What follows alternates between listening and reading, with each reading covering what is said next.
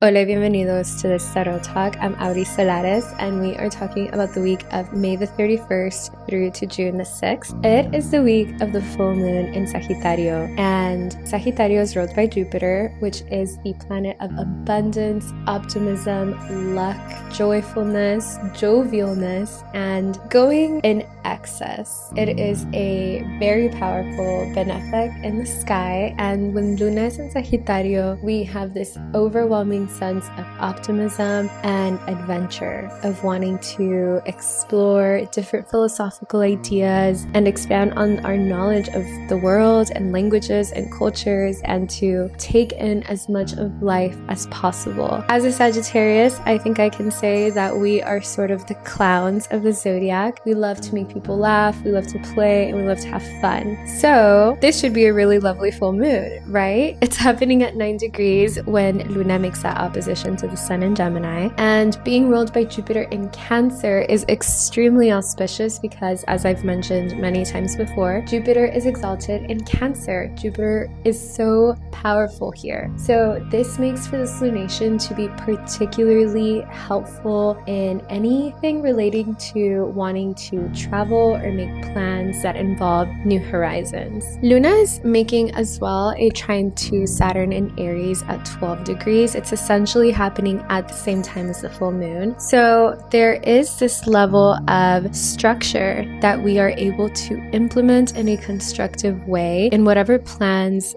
that we do have for these new horizons, maybe in long distance travel or even in shaping some new philosophical ideas that we are thinking about. To give us a bigger picture of this lunation, on Saturday 30th, Luna first entered Sagittarius and made an opposition to Uranus in Gemini, squared the nodes, trined Neptune in Aries, and sextiled Pluto in Aquario. This likely caused some disruptive and destabilizing energy that then propelled you to consider what changes need to be made on your path as you are moving forward in whatever it is that you desire or are hungry for. There is an adventurous dream that you are playing with, or a dream that is very inspiring for you at this time, that is propelling you to dive deeper into your power so that you can get there. So that's the energy that Luna was playing in when she first entered Sagittario, and then in that full moon culmination and in that trine to Saturn. Overall, it paints this picture of a very constructive moment for us to let go of what is stifling us, hindering us, no longer inspiring us, so that we can charge forward into the future with this spiritual fire that inspires happiness and beauty and joy and a curiosity to learn more, to explore more, and to go outside of our comfort zone. Anything that is limiting you and keeping you stuck within a comfort zone that is no longer helping you grow is going to be tossed out so that you can expand your energy and go into the unknown. I quite like this lunation. It's definitely going to have a hint of chaos interwoven into it, since there is that opposition to Uranus, but Sagittarius is already chaotic, so this is just going to be the cherry on top. And again, because Saturn is in the mix, I feel really hopeful about the fact that this is ultimately going to give us some structure and good commitments or good foundation for actually achieving these grandiose adventurous plans that we have for the future, whether that is actually traveling somewhere long distance or starting a new field of study, maybe going back to school or taking on a completely new subject matter. Whatever it might be, we will have that Saturnian energy to give us the guidelines or the guiding posts for us to go down that path. Then on Monday the 1st, Mercury goes into Cancer, where it is now cohabitating with Venus and Jupiter there. So wherever Cancer is in your chart, expect that you will receive even more messages, or you'll have more conversations about these themes in your life. For example, if you have Cancer rising, not only have you been bestowed with a level of abundance and blessings and beauty for your body and your identity and the way that you physically physically move through the world. But now you will likely find that you are using your voice so much more to share messages on that experience, or to speak to others about something that you have learned, or something that is bringing you a lot of beauty and wisdom. If you have Cancer in the 10th house, then maybe you are really taking center stage in your career and speaking to business partners, or having more public conversations with people that are nurturing in nature, that have an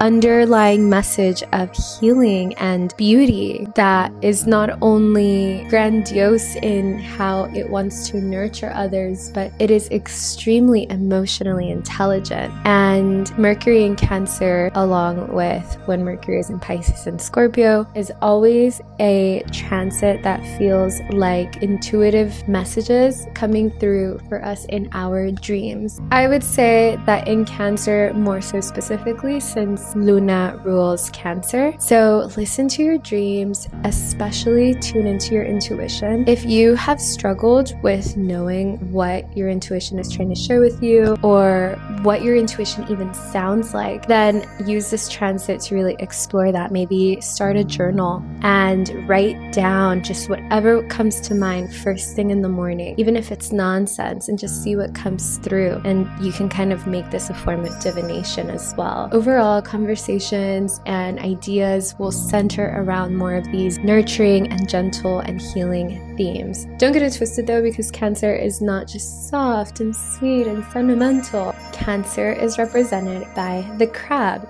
and the crab has a hard exterior, and if you cross a Cancer, you're cooked. It's not a good picture. So Cancer is also defensive, so your conversations could take on a little bit of an emotionally touchy place. If you're feeling moody, or if you're feeling more on edge, know that this could either be a good time to have more of those heart-to-heart conversations about what's bothering you, or it could lead to an outburst of you wanting to defend yourself after someone just poking the bear way too much. Something to keep in mind. Tuesday the 2nd, the Sun in Gemini makes a sextile to Saturn in Aries. This is happening at 12 degrees. Clear communications regarding your daily structures, maybe even your relationship with authority figures or a system, are going to be coming through. Ideas can lead to long-term foundations and plans. Overall, any contracts that are signed on this day have a really solid foundation. Be very mindful of what you say yes to. It is a good time for you to take on something, and this can help you set something into motion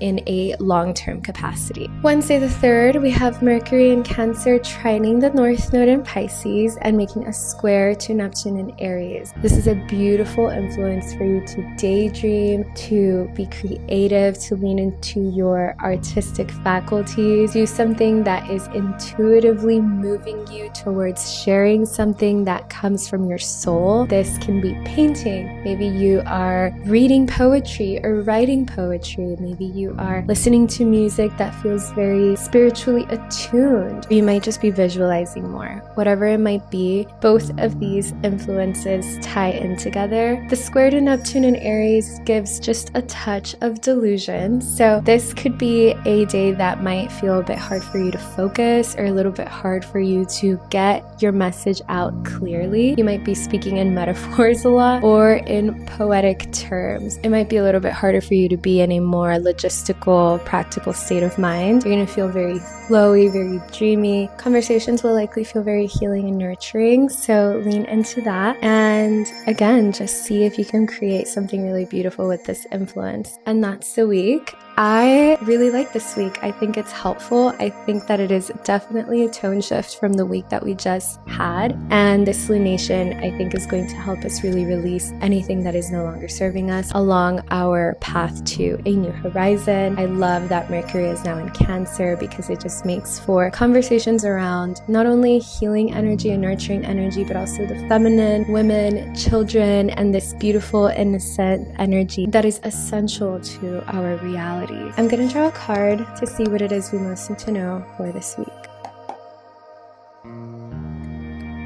We have the Ace of Pentacles, and the Ace of Pentacles feels very Venusian. It feels like an abundance of something coming into your life to support you at this time. Obviously, we think of money, we have a coin here, but this could also be a renewed sense of what you value, a renewed sense of what brings you pleasure and what brings you a sense of healthy self-worth, and a heightened level as well of power and self-esteem that will support you in growing into the person that you know you want to become. The Ace of Pentacles is super auspicious, and tied together with this week, it seems like it wants to give you this message of not only are you supported in this material realm, but on an internal self-esteem kind of level, know that you are worthy, know that you are valued, and know that you have so much to give, not only to receive, but also to give. I love that this card ties in the week all together. Thank you so much for watching. Feel free to check out my website, aurisolares.net, for offerings and more. Sending you mucho amor, mucha magia, and I will see you in the next one. Cuídense.